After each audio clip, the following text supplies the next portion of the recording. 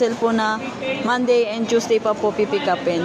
And the rest po is for production po ng embroidery and walk-in pending po. Sa corkboard naman po is ang naka-clearance sale po sa amin is yung dry fit 200 and then na may print. Ang madalas po tingnan dito is yung ating polo na premium polo na 200 with logo print. And then yung ating giveaways. So, updated naman po yung ating corkboard.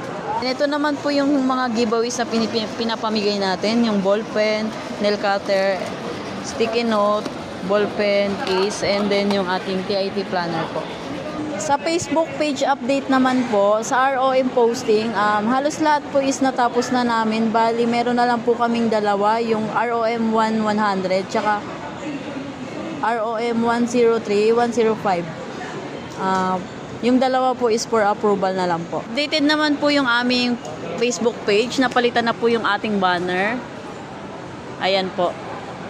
Na-open na po siya ng 11 to 10 p.m.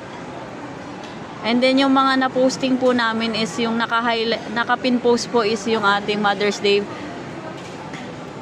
na 399 shirt promo po. And then, yung ating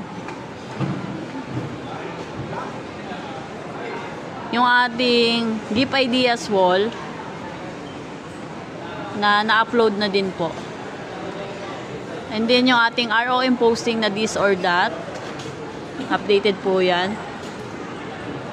And then, yung ating embroidery posting ng SOP po. And then, ROM posting ng canvas bag na $4.99 only. Yung ating Facebook page banner na updated na din po. And then, yung ating dry fit na buy 2 for $250 ROM posting. And then, yung SOP posting na customized acrylic keychain, canvas bag, ay canvas pouch po pala.